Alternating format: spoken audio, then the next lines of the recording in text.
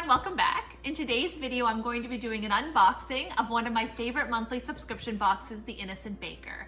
And as always, I'm going to take it one step further and I'll show you the process of actually baking whatever delicious recipe they've included so that you can see how it's made. I will make sure to put links in the description below for both my May and June Innocent Baker unboxings in case you wanted to check those out as well.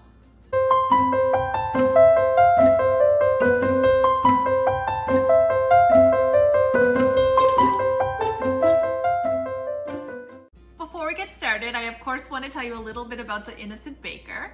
It is a monthly Canadian subscription box that sends you all of the non-perishable ingredients that you need to make a delicious high-end dessert. They also, which is what I love the most, send a little extra surprise to help you out with your recipe. There are 3 different subscription types to choose from.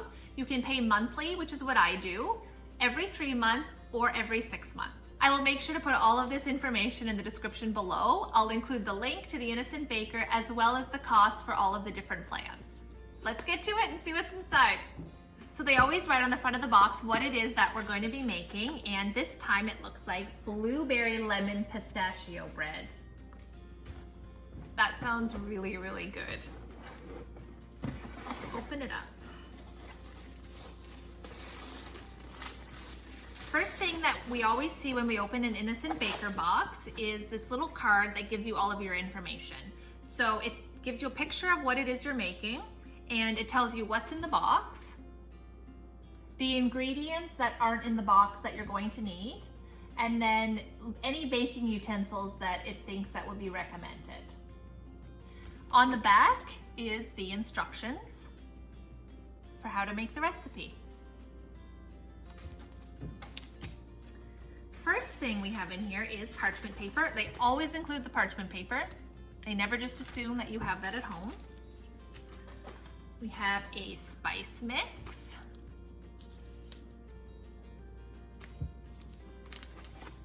extra flour for rolling, a sugar for the filling. Sugar filling would be pretty good too. Icing sugar, sugar for the dough,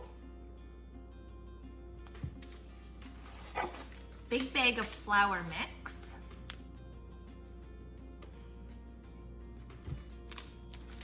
dried blueberries, yum yum, pistachios, one of my favorite things. This is gonna be really good. I can't wait to make this.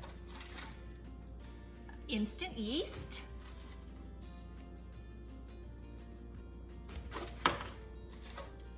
orange extract,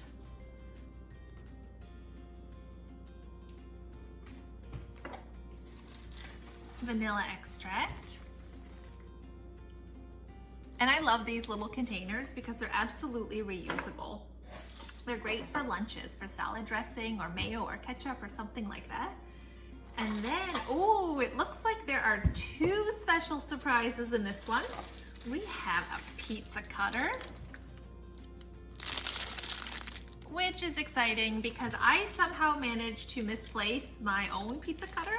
Now I have a new one. And a loaf pan. Take it out of the wrapper here so you can have a look at it.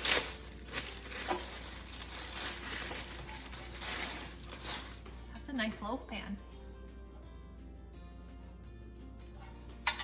Okay, I'm excited. So I'm gonna start baking this and I will show you the process.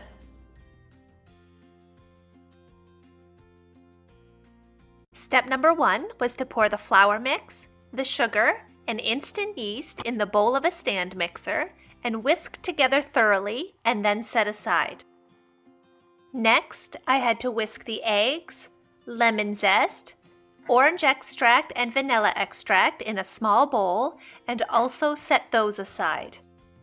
In step number 2, I had to add warm milk, melted butter, and the egg mixture into the dry ingredients. I then had to knead the dough with a dough hook attachment for about 4 minutes or so.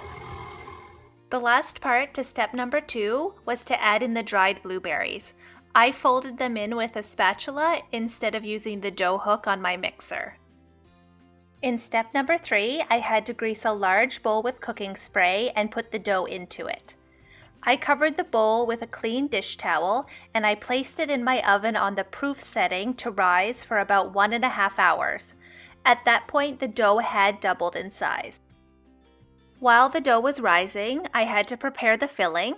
I poured the pistachios, sugar, and spice mix into my magic bullet and ground it until it was finely minced.